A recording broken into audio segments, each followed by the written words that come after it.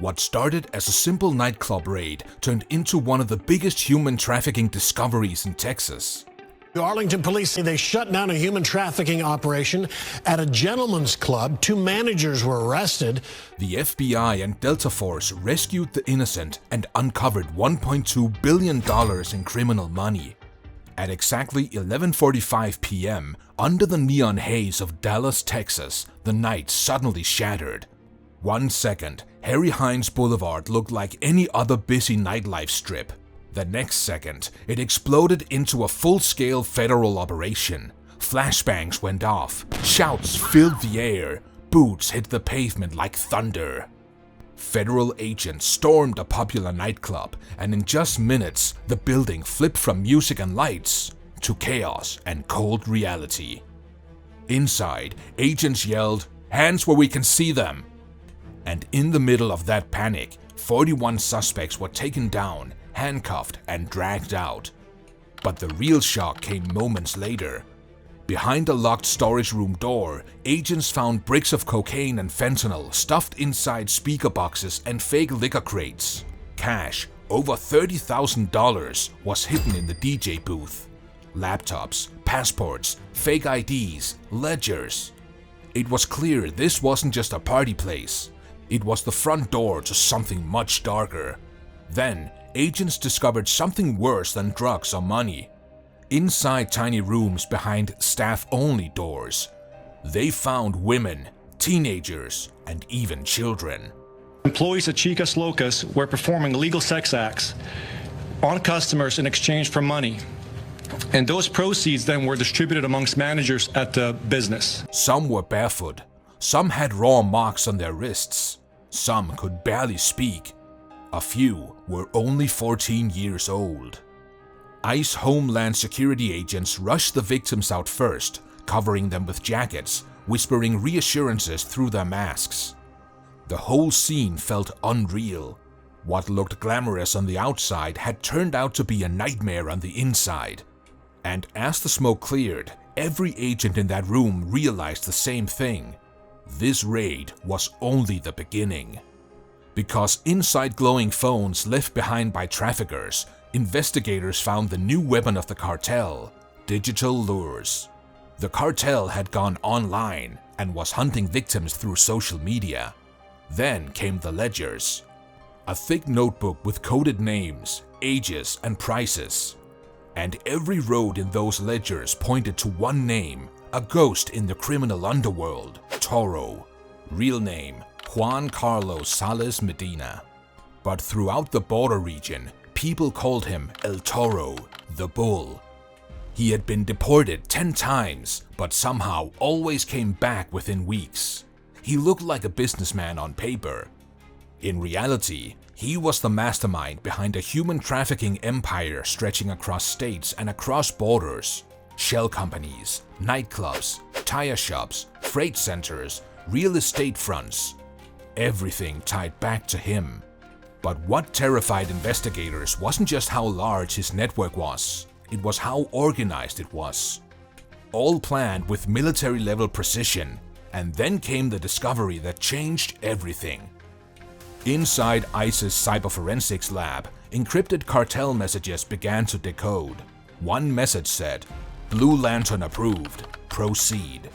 Blue Lantern was the secret internal codename for an FBI tracking program.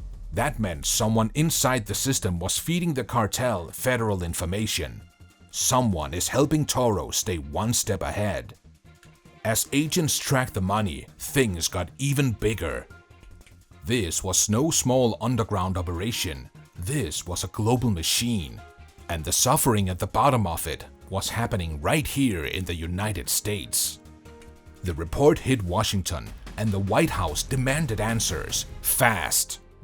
And with that, Operation Night Vale was born. This wasn't going to be a normal FBI raid. The FBI brought in the hostage rescue team. ICE and Homeland Security brought intelligence and surveillance. DEA brought confirmation of drug movements. But the target was heavily armed, heavily guarded, and built like a fortress. That's when the call was made. Delta Force was joining the mission. The same elite unit sent to hunt global terrorists was now being deployed on US soil to save children trapped in cages. But then also other people are being detained while we question them to see their participation or if they're a victim or if there's anything else that they want to share with us. You could share a number how many of the detainees at this point? I don't have that. There's multiple people, yeah. For the first time in years, America's most elite operators and federal law enforcement would move together as one unit under one flag. That night, the lights across the command center flickered as digital maps lit up the wall. Locations, heat signatures, security towers, and guard rotations. Toro's second compound had been found, a fortified warehouse in southern Dallas. Hostages were inside, dozens of them. Some children were taken from the nightclub days earlier. The mission brief was simple: no victims left behind. Capture Toro alive if possible. Neutralize any threats. Everything was set. Execution of Operation Nightvale. At 2:15 a.m., the command came through. Execute Nightvale. 3 MH-60 Blackhawks roared across the industrial zone, running dark. On the ground, armored convoys rolled forward silently. Inside the lead helicopter, Delta operators checked their weapons. Calm, focused, their faces painted in matte black. As they approached the compound, thermal scans revealed clusters of armed guards and a separate heat signature group, hostages, locked away in the far west corner. At 2:29 a.m., the first team fast roped down. Boots hit the gravel, and the night exploded again. Flashbangs detonated, gunfire erupted, sparks flew off steel doors. Delta operators swept corners with clean, controlled bursts. FBI teams followed close behind, securing rooms and pulling civilians out.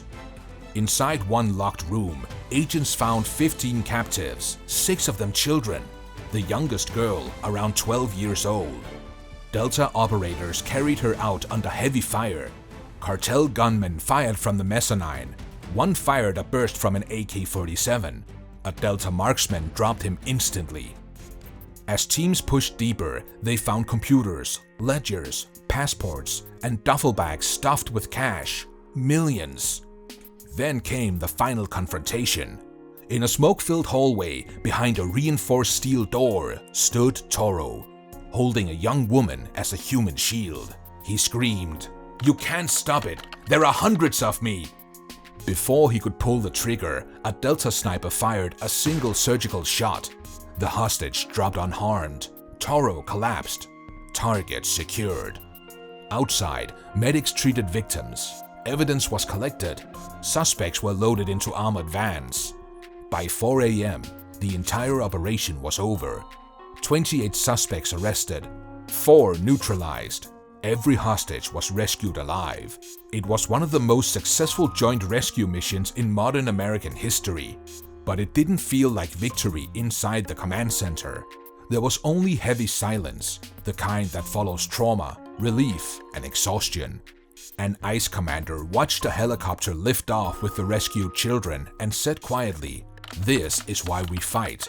This is what America protects." News crews captured the aftermath.